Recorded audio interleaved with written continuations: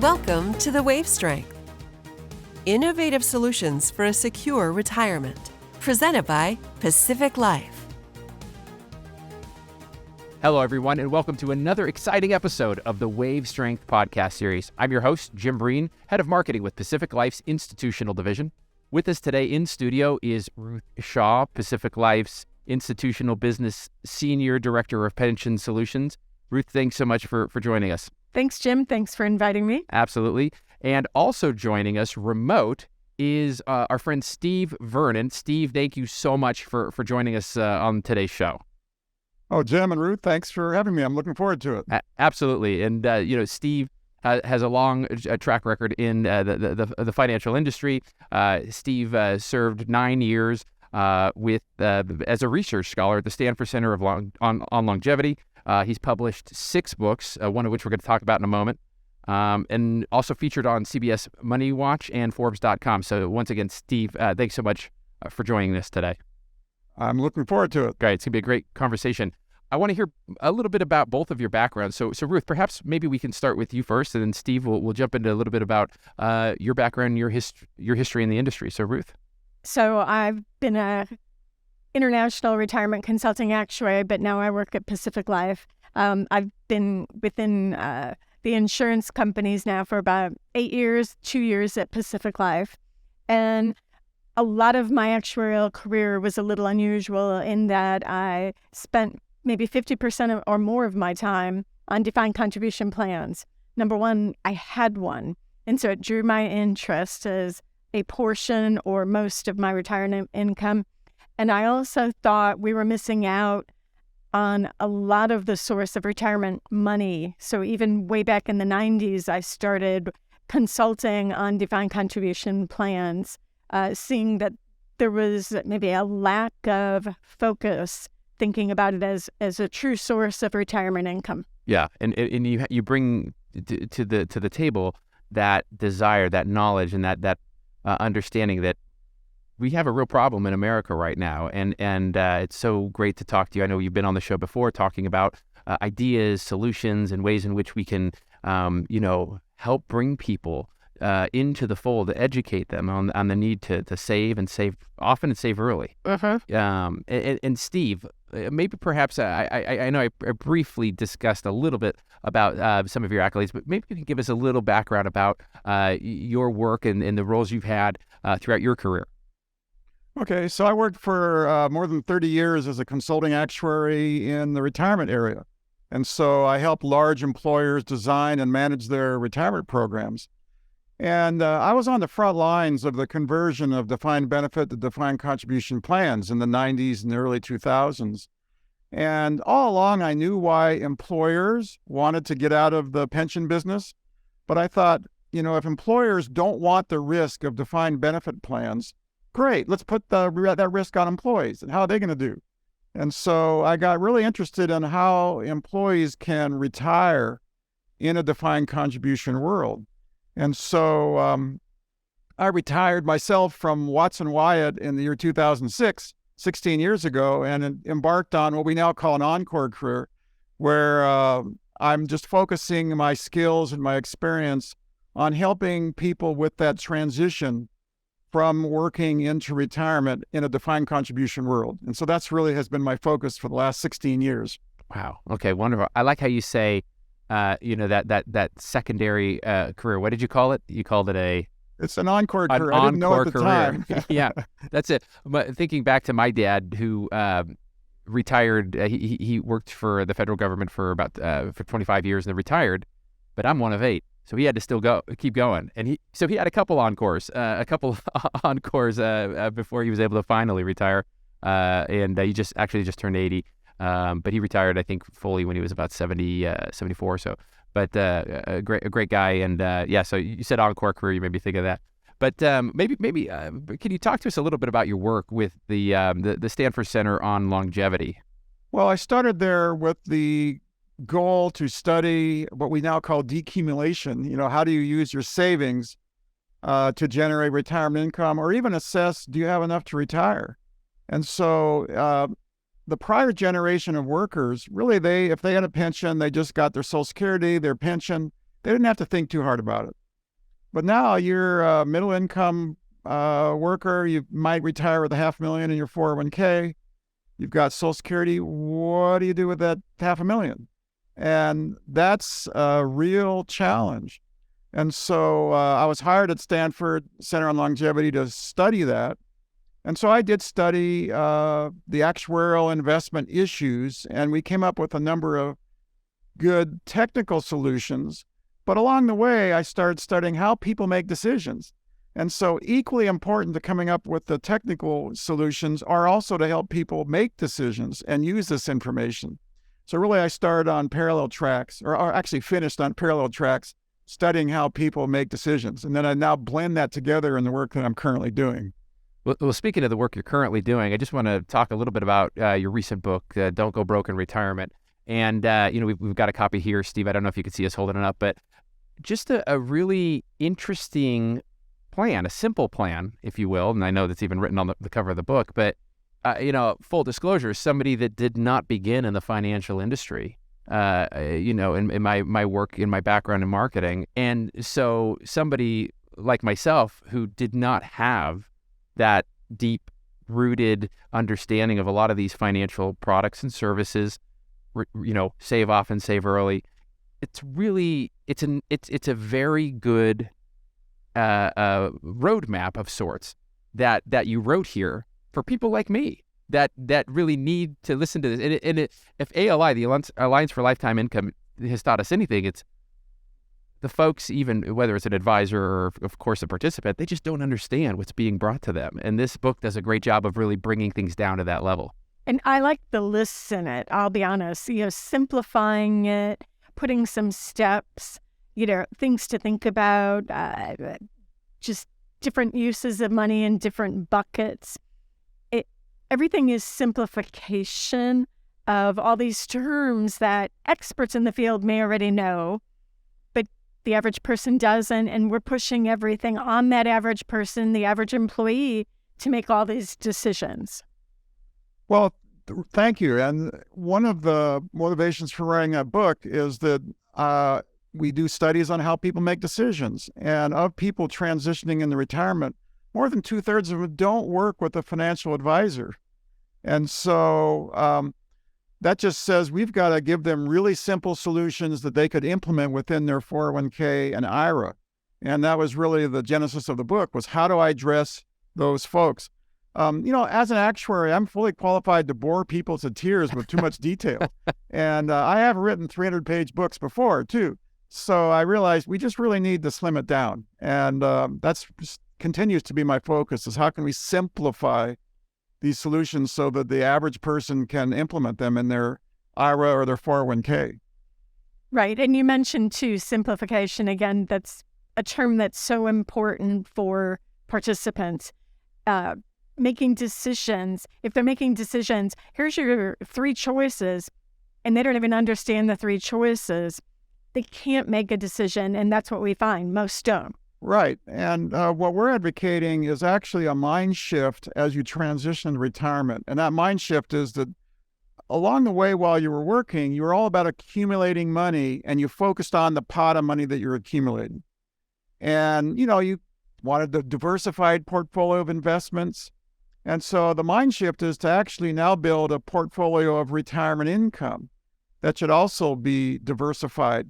And so that's part of the mind shift I think we need to advocate to people, is that start thinking about retirement income, because that's really how you address so-called longevity risk, which is outliving your money, is that you set up a series of paychecks that last the rest of your life, no matter how long you live, and then you just spend the paychecks. You don't dip into the principal, or you do if you do it systematically. And so that's part of the mind shift, is to realize, what can I spend each month? And you can spend the paychecks that you've been generating. You say mind shift, and I think, again, you use words that resonate, at least with me, real well. I mean, that it is just that. And, paychecks, thinking about it in a paycheck, because it wasn't that long ago, even still in some cases, you retire, you get that big lump sum, or you have then visibility into an account that maybe you haven't looked at very often through your employment career. And And all of a sudden you're going, oh, I'm going to go buy that boat. Or, I've always wanted to go live in Tahiti. and before you know it, there's nothing left. So that paycheck mentality, it's something that it's important. It's good. It's healthy. And Ruth, this is a question for you, but, what are your thoughts on helping people understand that better? Yeah, we need to help people understand that. And I've talked to enough people that have retired and, like you said, you get a paycheck and it shows up in your bank account and you know what you can spend every month. All of a sudden you retire and there's nothing showing up in your bank account. And particularly if you want to take the strategy of deferring Social Security to age 70, which I know, Steve, you're a big advocate of doing that, and it makes financial sense, of course. But not getting anything in their account, I think, drives people to starting Social Security early. They want something showing up in their bank account. So if it's not going to be Social Security, we have to work hard to think through what can show up in my bank account every month that I can spend. And again, that's where your book goes into a lot of this. So well laid out that you can see the path, how to calculate what you need depending on what your goals are. Right. And actually, Ruth, you mentioned Social Security. To me, that's one of three ways to build a portfolio of retirement income is to max out your Social Security. And so for a lot of people, the best financial strategy is waiting till they're 70 to start Social Security. But if you retire, say, at 62 or 65, what do you do? And so actually the very best way to delay Social Security is to work just enough at your encore career to replace the Social Security benefits you're getting. You don't have to work as hard as you used to work. That's the best way because you're not drawing on your savings. But the second best way is to set up what we call a Social Security bridge payment, which basically from your savings, you're paying the amount that you would have had you started Social Security. And all kinds of financial analyses say that that's the very best use of your savings. It beats buying an annuity. It beats investing and drawing down your savings. It's the best way that you can use your savings to maximize your retirement paychecks. So we've talked a little bit here about, diversifying that portfolio, Social Security bridge, QLAC, et cetera. Maybe we could shift gears a little bit and let's talk about somebody that was prepared or somebody that had that plan and now they're 10 years in. They started at 60, 65, they're 10 years in, and now they need to start really putting themselves in a position of making sure that as, age increases, there are they minimize the risk of any financial losses as they get older because we don't have that crystal ball. We don't exactly know when the end of the road is, and it's important, especially with increased costs as you get old, elder care, et cetera. How maybe you could share your thoughts, Steve, on things that people can do to prepare themselves for that.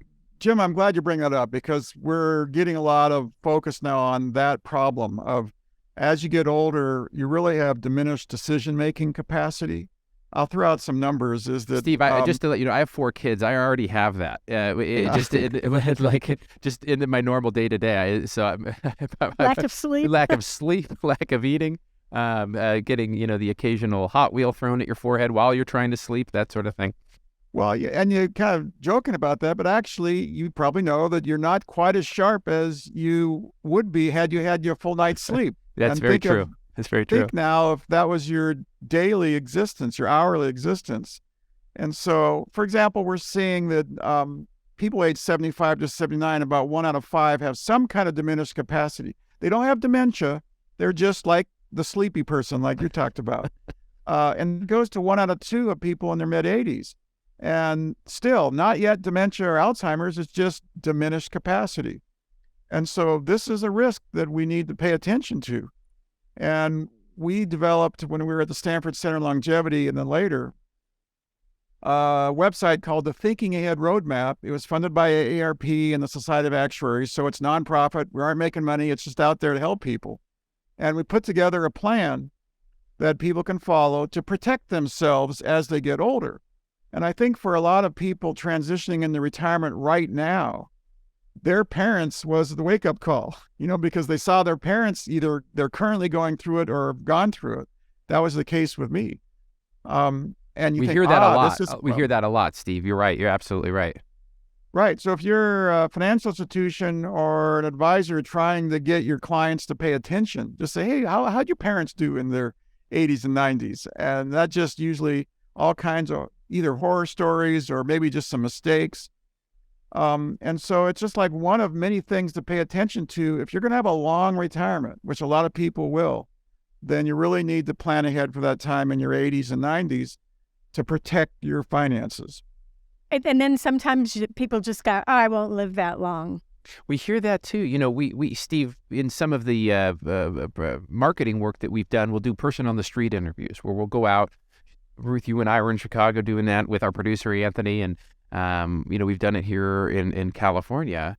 But it's interesting because people a lot of folks don't think that I'm gonna live that long. And tons of research shows people underestimate how long they're going to live. It's just a given fact. Yeah, I think, the research, ALI and others, and it sounds like the work you did with Stanford, joining with AARP, you've done a lot to kind of try and prepare folks for the inevitability. And that's the problem with defined contribution plans. If somebody says, oh, I'm going to live to maybe 80, and they divide their money by the number of years and they spend it, and now their 81st birthday comes along, it's like, whoops.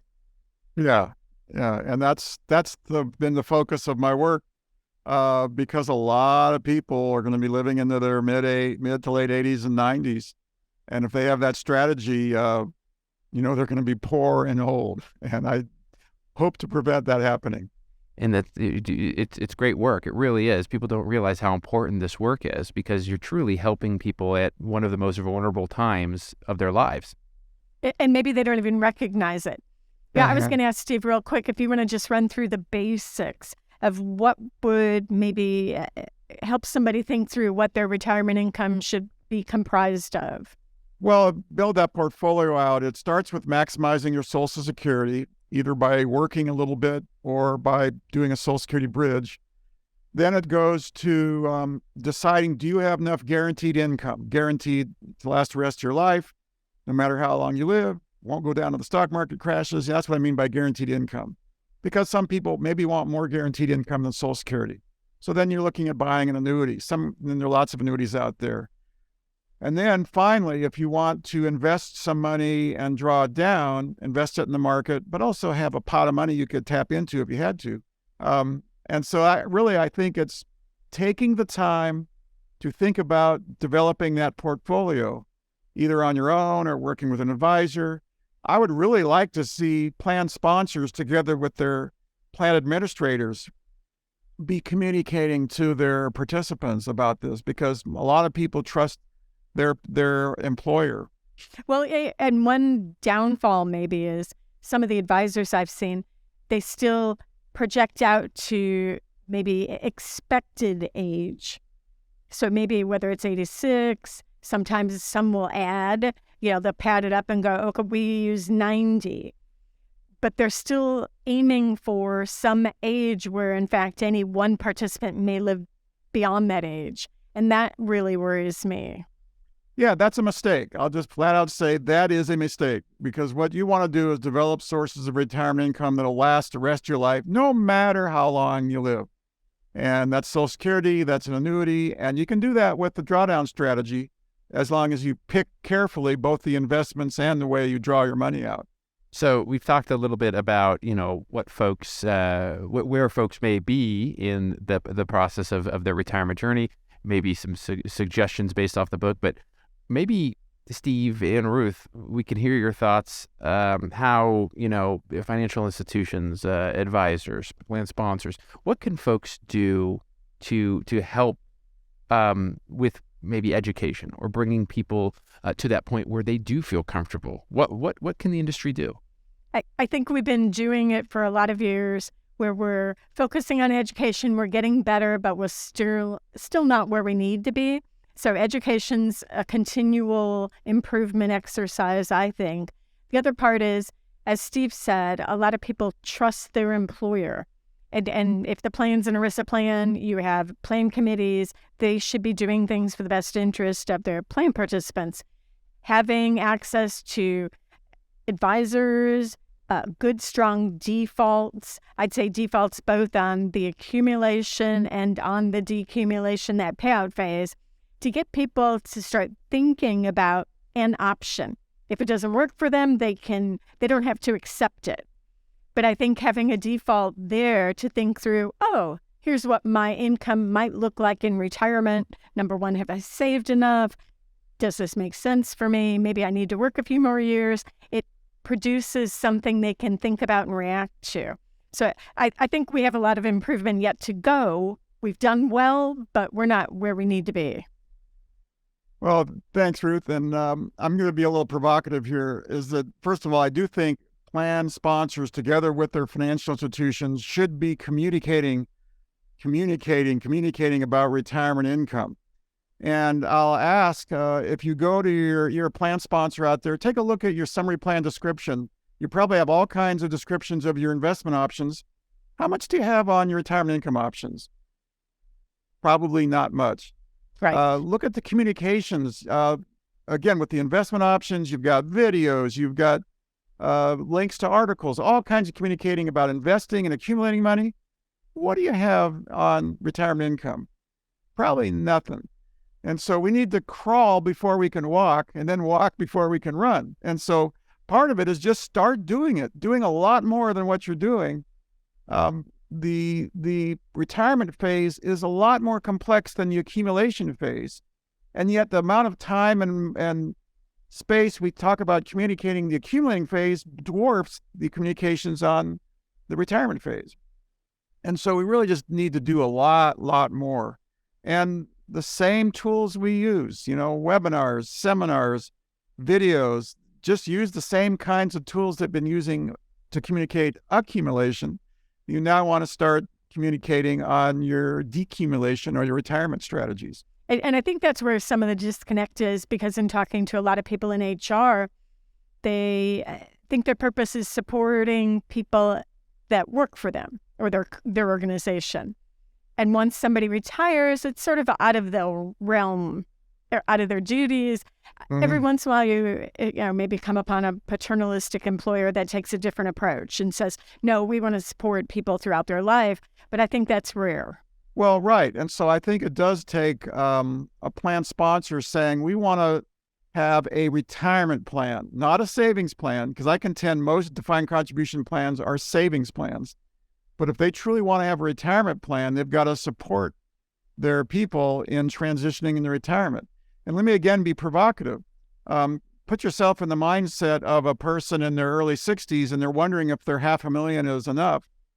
And if you're really worried about that and you understand the risks of retiring too soon, the decision is to delay retirement.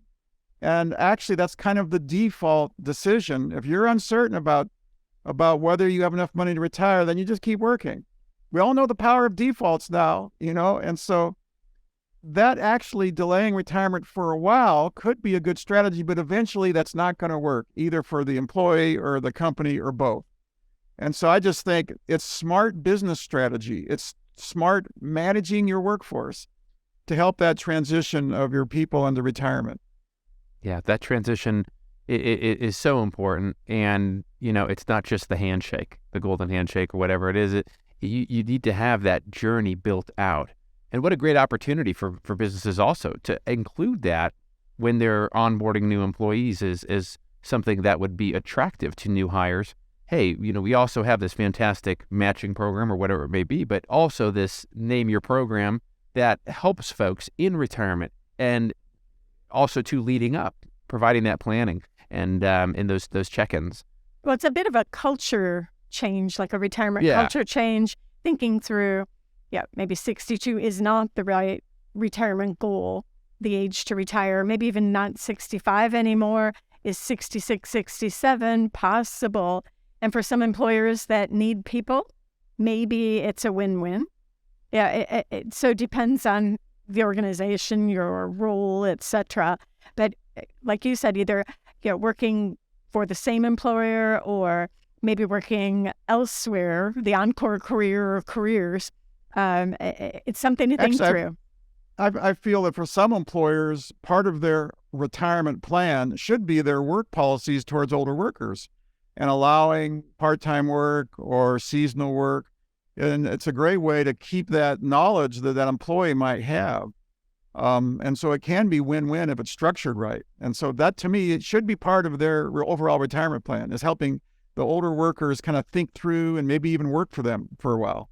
Well, this has been a fantastic conversation, and we could probably talk about this for another hour and a half. But Steve, we'd love to have you back. Ruth, we'd love to have you back, obviously. I just want to thank both of you, Ruth and Steve, for coming on the show, and also Steve, this wonderful book, "Don't Go Broke in Retirement: A Simple Plan to Build Lifetime Retirement Income." Fantastic journey that you have in that book. A lot of great information. So, Ruth, thank you, and Steve, thank you both so much. Okay, Jim, Ruth, thanks. It's been fun talking with you. Yes, absolutely. Thank you. Oh, my pleasure. Thanks for joining us, and to our audience members, thanks so much for spending time with us on today's show. I want to encourage you to head over to YouTube, Spotify, and Audible. Search The Wave Strength. Do me a favor, hit like and subscribe so that you can stay current with this show and other shows that we have coming up. Again, have a great day, and thanks for joining us, everybody.